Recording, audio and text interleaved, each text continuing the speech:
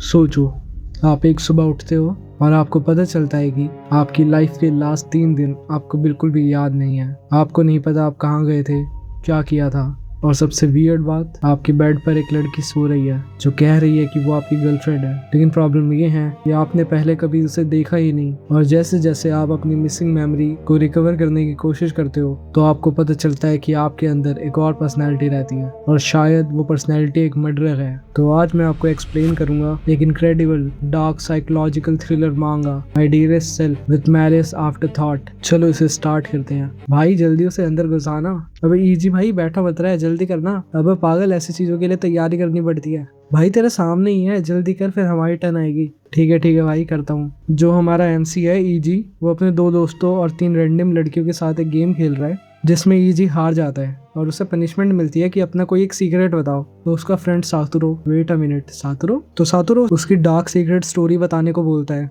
लेकिन उसका जो दूसरा दोस्त है काशीवाग, वो उसे मना कर देता है। और ये जिस स्टोरी की बात कर रहे हैं वो हमें बाद में पता चलेगी। फिर वो अपना दूसरा सीक्रेट रिवील करता है कि वो एक वर्जिन है। और जरा इसका फेस देखो भाई। उसके बाद सीन शिफ्ट होता है और ईजी अपने घर आ जाता है और वो अपने उन्हीं दोस्तों से चैट कर रहा होता है। उसके दोस्त उन तीनों लड़कियों के साथ फन करना चाहते थे पर ऐसा नहीं हो पाया ईजी की वजह से। लेकिन वो हार नहीं मानते और अगले हफ्ते मिलने का प्लान करते हैं। ईजी को तभी कुछ याद आता है और वो अपने वॉलेट से कुछ पैसे निकाल के एक डब्बे में डाल देता है। और इस डब्बे में भाई वो अपने फ्यूचर गर्लफ्रेंड के साथ वेकेशन पे जाने के लिए पैसे जोड़ रहा है। बहुत दूर की सोचता है। उसके बाद ये सो जाता है और नेक्स्ट मॉर्निंग जब ये उठता है तो बोलता है कि भाई मुझे हैंगओवर नहीं हो रहा, लेकिन पिछली रात मैंने बहुत पी थी। तभी वो देखता है कि उसके बेड पे एक लड़की है और वो उसे गुड मॉर्निंग बोलती है। वो लड़की देखती है कि 9 बज गए हैं और 10 बजे उसकी क्लास है, तो वो जल्दी से कपड़े पहन के जा रही होती है और ईजी का पूरा फोकस अपने गोल पे होता है। तभी वो खुद को संभालता है और बोलता है भाई ये क्या हो रहा है। तभी वो लड़की रोने लगती है। वो बोलती है कि तुमने ही तो मुझे डेट के लिए पूछा था और अब तुम ऐसे बोल रहे हो। ईजी बोलता है अरे मैं तो मजाक कर रहा था। तभी वो लड़की बोलती है ओह आई गॉट इट, रात में मैंने तुम्हें कुछ करने नहीं दिया इसलिए तुम ऐसा बोल रहे हो ना। ईजी बोलता है हमने नहीं करा।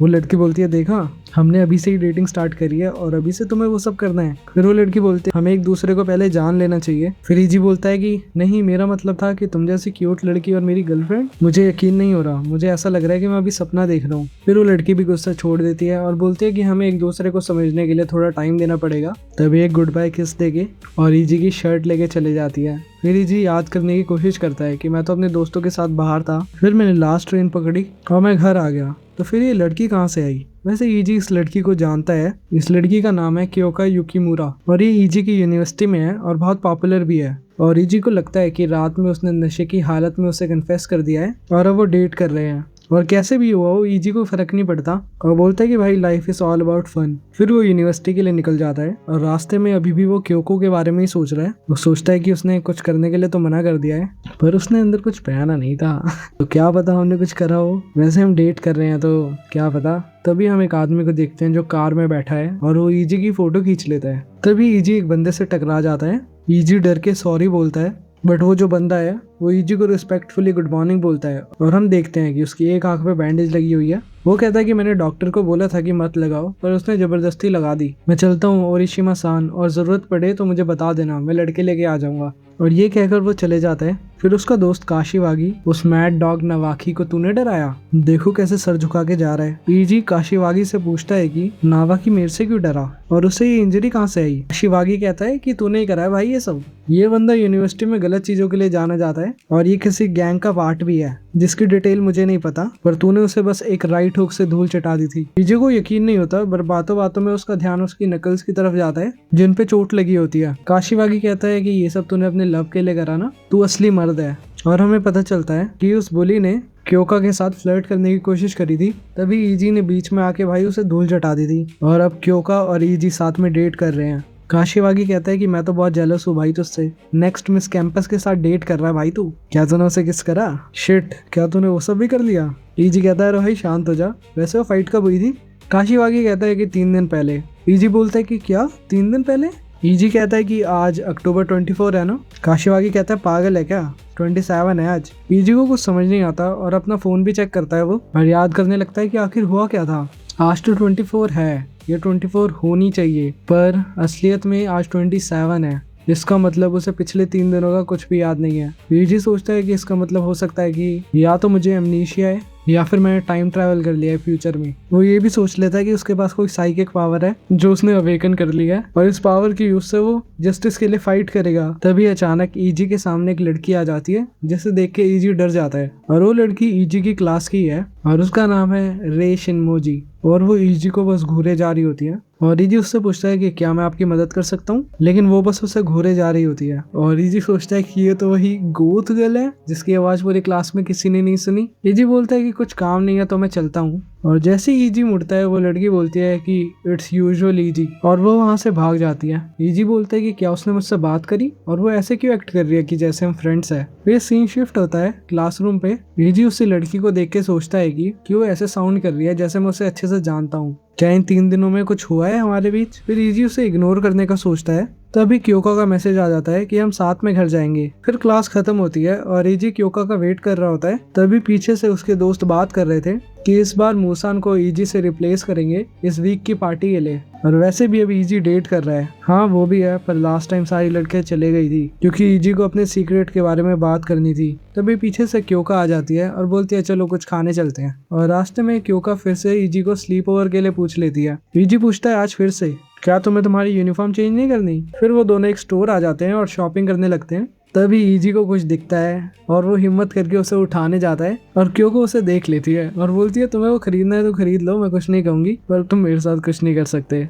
और ईजी उदास हो जाता है। फिर क्योका हंसने लग जाती है। फिर वो एक रेस्टोरेंट में डिनर करते हैं जहाँ पे ईजी क्योका से पूछता है कि तुम मेरे साथ क्यों रहना चाहती हो और क्योका कहती है कि तुमने मुझे बचाया था, कि तुम हीरो जैसे नहीं लगते पर तुम ट्रस्ट के लायक हो और तुम एक पजल की तरह हो। और ईजी ये सब सुन के शर्मा जाता है। फिर थोड़ी बहुत और बातें होती है और ये दोनों घर के लिए निकलते हैं और रास्ते में क्योको बियर साथ ले जाने के लिए बोलती है और इधर ईजी के मन में लड्डू फूटते हैं जो क्योको देख लेती है। तो बोलते हैं भाई सारे लड़के ऐसे ही होते हैं क्या, बस एक ही बात सोचते हैं। ईजी बोलता है मैं ऐसा नहीं हूँ और वो दोनों साथ में बहुत खुश होते हैं और क्योको सोचते है कि आई विश हम दोनों हमेशा साथ रहे। और ऐसा सुनते ही ईजी रुक जाता है और क्योको को अपना सीक्रेट बताने वाला होता है पर उसकी हिम्मत नहीं होती तो वो टाल देता है और बोलता है कि मैं किसी और दिन बताऊंगा। और वो लोग आगे चलने लगते हैं और हम फिर से उस कैमरे वाले बंदे को देखते हैं जिसने पहले भी ईजी की फोटो खींची थी। फिर वो बंदा ईजी के पास आके अपना कार्ड देता है जिसपे लिखा होता है कि वो एक राइटर है और वो कुछ टाइम मांगता है बात करने के लिए, पर ईजी उसे देख के डर जाता है और मना कर देता है। पर रिपोर्टर उसका पीछा नहीं छोड़ता, पूछता है क्या तुम अकेले रहते हो और तुम ओराशिमा हाउस होल्ड वापस नहीं जा रहे क्या, और तुम कितने लकी हो कि तुम्हें यूनिवर्सिटी भेजा गया है। वैसे मैंने सुना तुमने फाइट करी है और सामने वाले बंदे को बहुत बुरी तरीके से पीटा है, क्या तुम्हें भी हर्ट हुआ।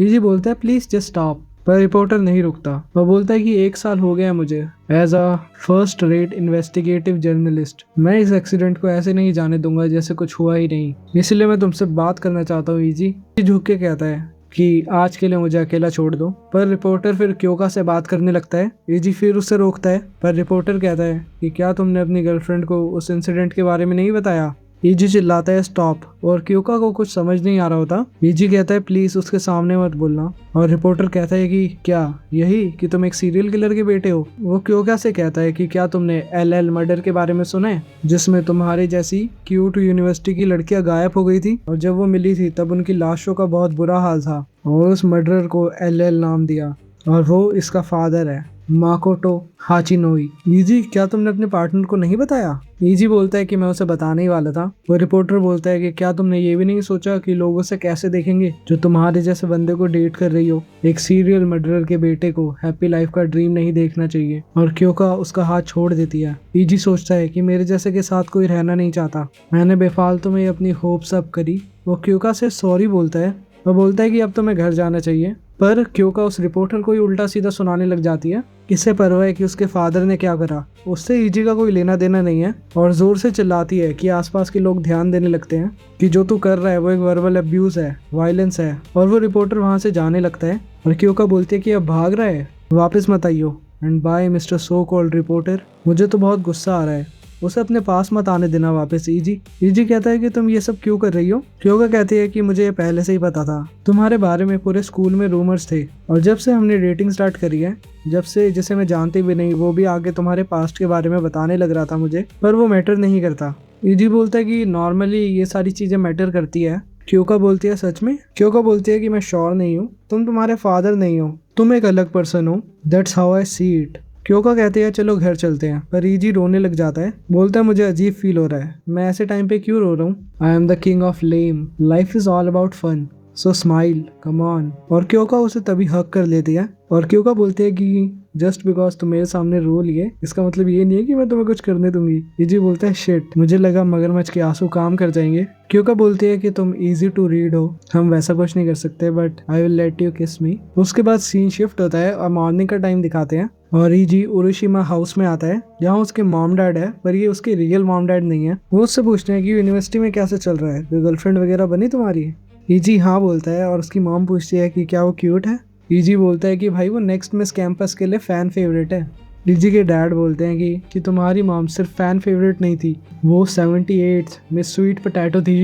ईजी की मम्मी बोलती है कि ओह वो मेरी डार्क स्टोरी है। तभी ईजी बोलता है कि मैंने उसे वो बात बता दी है और मैं उसे किसी दिन अपने घर पे लाऊंगा। उसके डैड बोलते हैं कि वो सब जान के भी तुम्हारे साथ डेट कर रही है, सच अ स्वीट गर्ल। उसके बाद सीन शिफ्ट होता है और ईजी क्लासरूम में जा रहा होता है। तभी वो लड़की मिलती है उसे, रे शिनिमुजी। ठहरा हुआ पानी वहां जमा होता है जहाँ पे नजरें नहीं जाती और आंखें ऐसे ही बंद रही तो पानी फट जाएगा और हर तरफ फैल जाएगा। जमा हुआ पानी तुम्हें जकड़ लेगा और कभी नहीं छोड़ेगा। ईजी सोचता है कि क्या ये मुझसे बोल रही है और वो बोलती है कि जब बोलने की बात आती है तो मैं बस काम का ही बोलती हूँ, but the communication is not limited to expressing only the minimum required number of words to get the thought though. Easy कहता है क्या, और वो बोलती है कि मैटर नहीं करता तुम कहीं भी जाओ, तुम एक सीरियल किलर के ही बेटे कहलाओगे। इन द एंड तुम्हें रियलिटी फेस करनी पड़ेगी और भी भला बुरा कह के चले जाती है। फिर सीन शिफ्ट होता है क्राइम सीन पे जहाँ एक मोमी नाम की ऑफिसर होती है और लाश की हालत इतनी बुरी होती है कि एक ऑफिसर को वॉमिट आ जाती है। मोमी उस ऑफिसर से बोलती है कि तुम कब बड़े होगे, और वो बोलता है कि मैम ऐसी लाश की तरह मैंने पहले कुछ नहीं देखा और उसे बहुत टॉर्चर करा गया है और ये सीन मैं दिखा नहीं सकता। और उसे देख के मॉमी की भी हालत खराब हो जाती है। तभी वो ऑफिसर कहता है कि वाओ, मॉमी की ऐसी हालत हमने पहले कभी नहीं देखी है, पता नहीं आज हमें और क्या क्या देखने को मिलेगा। और मॉमी सोचती है और ये तो बिल्कुल 15 साल पहले जैसा केस है, LL इज बैक। और इसके बाद तो और तगड़े तगड़े सीन्स हैं। इस वीडियो के लिए इतना ही। अगर इस वीडियो पे अच्छा रिस्पांस आता है तो मैं जल्दी से जल्दी नया चैप्टर लेके आऊंगा। और अगर आपको अगला पार्ट चाहिए इस वीडियो का तो कमेंट करके जरूर बताना। मैं मिलता हूँ आपसे अगली वीडियो में, जब तक के लिए सायोनारा।